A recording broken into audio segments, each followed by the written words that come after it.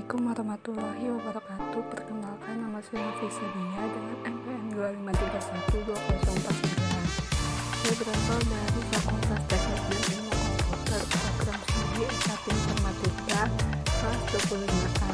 Di sini saya akan membahas mata kuliah diskrit dengan materi peta Karnock yang diampu oleh Bapak Ferry Saputra, SPD, SI, MPD. Di sini saya akan membahas sebuah metode grafis yang sangat penting dalam logika digital dan matematika diskrit, yaitu peta Karnock. Sesuai dengan definisi di slide, peta Karnock adalah metode grafis yang kita gunakan untuk menyederhanakan atau meminimalkan fungsi boolean atau persamaan logika. Mengapa penyederhanaan ini penting? Fungsinya sangat praktis dalam perancangan rangkaian digital. Yang pertama yaitu mengurangi gerbang logika. Dengan menyederhanakan persamaan, jumlah gerbang logika yang kita gunakan menjadi lebih sedikit. Yang kedua, meningkatkan efisiensi. Rangkaian yang lebih sederhana berarti lebih cepat, yaitu memiliki delay atau waktu tunda yang kecil, lebih hemat daya, dan tentu saja lebih hemat biaya produksi. Metode grafis ini bekerja untuk menyederhanakan fungsi logika. Cara kerja Kinect melibatkan 5 langkah inti. Yang pertama yaitu bentuk. Kinect digambarkan sebagai tabel bujur sangkar atau sel. Jumlah sel ditentukan oleh 2n, misalnya variabel menghasilkan 2 pangkat 4, yaitu 16 sel. Yang kedua yaitu variabel. Jumlah sel ditentukan oleh 2n dengan n adalah jumlah variabel.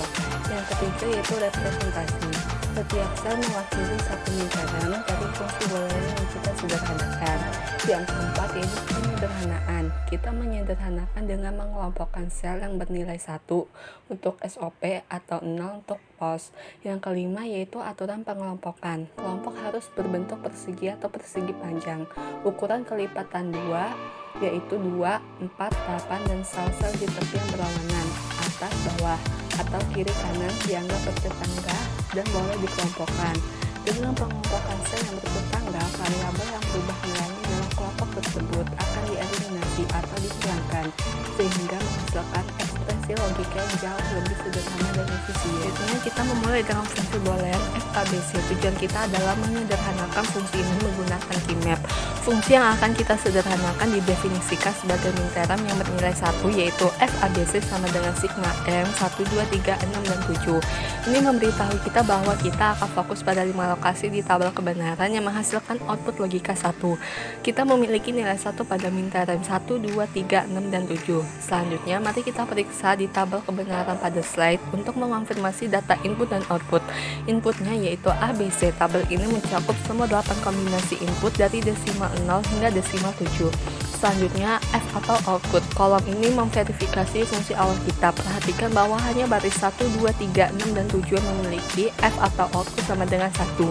Baris lainnya 0, 4, 5 memiliki F output sama dengan 0. Langkah selanjutnya adalah Kinect adalah mengambil nilai 1 ini dan memetakannya ke dalam peta 2x4. Selanjutnya, setelah semua nilai 1 dari minterm 1, 2, 3, 6, dan 7 dipetakan dan dikelompokkan atau looping secara optimal dalam kimang 3 variabel, kita mendapatkan ekspresi boolean yang jauh lebih sederhana. Hasil penyederhanaan yang kita capai adalah F sama dengan B plus A aksen C. Mari kita lihat bagaimana hasil ini bekerja pada tabel, khususnya pada kolom F disederhanakan B plus A aksen C. Suku pertama yaitu B. Kapanpun B sama dengan 1, yaitu desimal 4, 5, 6, dan 7, suku ini bernilai 1. Ini langsung mencakup M6 dan M7. Suku kedua A aksen dan C. Kapanpun A0 dan C1, yaitu desimal 1 dan 3, suku ini bernilai 1. Ini mencakup M1 dan M3. Selanjutnya minterm atau M2. Minterm ini akan digabungkan dengan M3 atau M6 pada Kinect. Setelah mengidentifikasi minterm yang bernilai 1, langkah kedua kita adalah mengisi Karnock map. Kinect untuk 3 variabel A, B, C memiliki 2 pangkat 3 atau 8 sel.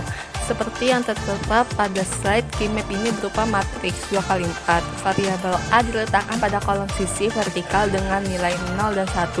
Variabel BC diletakkan pada baris atas horizontal. Ini adalah poin penting. Perhatikan urutan kode untuk BC yaitu 00, 01, 11, 10. Kita harus selalu menggunakan kode gray agar hanya satu bit yang berubah antara sel yang bersebelahan. Ini sangat krusial untuk proses penyederhanaan. Sekarang kita akan memasuki nilai 1 berdasarkan fungsi awal kita FABC sama dengan sigma M1, 2, 3, 6, dan 7. Kita akan mengisi nilai 1 pada sel-sel yang sesuai dengan minterem tersebut dan nilai 0 pada sel-sel lainnya. M1 ini adalah A sama dengan 0, BC sama dengan 0, 1 kita letakkan 1 di baris 0, kolom 0, 1. M3 ini adalah A sama dengan 0, BC sama dengan 1, 1. Kita letakkan 1 di baris 0, kolom 1, 1. M2 ini adalah A sama dengan 0, BC sama dengan 1, 0. Kita letakkan 1 di baris 0, kolom 1, 0.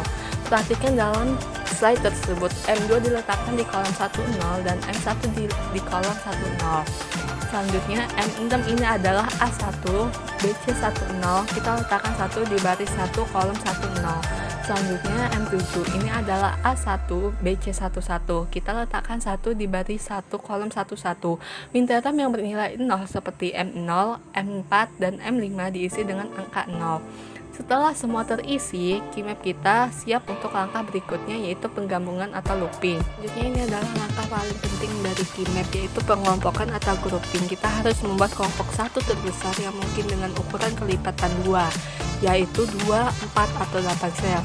Kita memiliki 5 nilai 1, 2, 3, 6, dan 7. Kita akan membuat 2 kelompok.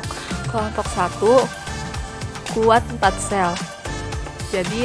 Jadi suku logikanya B.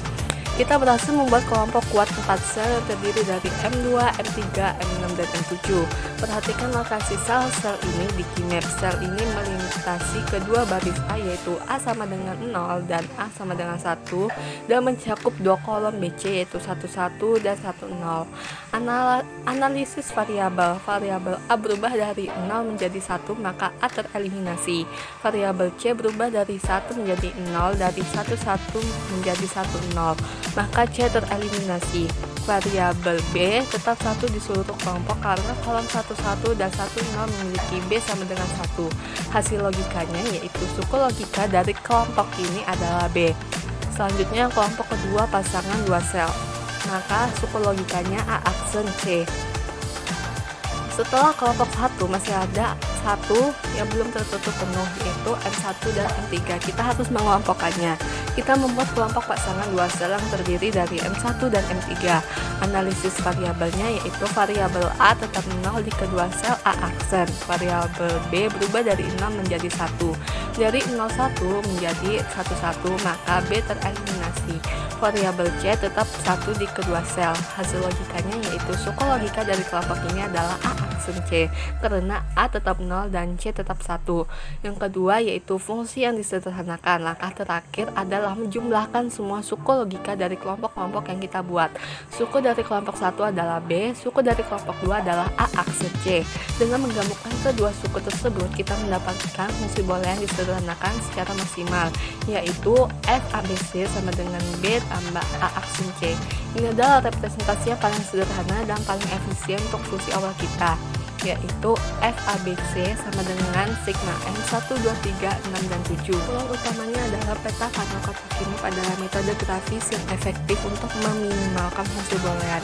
Ini adalah alat visual yang memungkinkan kita untuk menyederhanakan ekspresi logika dengan cepat dan meminimalkan kesalahan.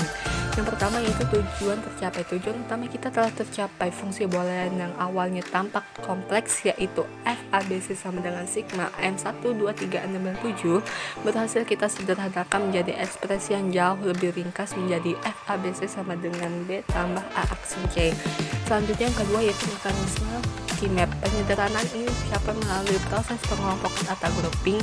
Sel yang bernilai 1 di dalam Keymap, kita melihat dua jenis pengelompokan yang menghasilkan dua suku-suku logika akhir, yaitu pengelompokan sel atau kuat. Pengelompokan ini menghasilkan suku B di dalam kelompok ini. Variabel A dan C tereliminasi karena nilainya berubah dari 0 ke 1 atau sebaliknya, sementara variabel B nilainya tetap 1.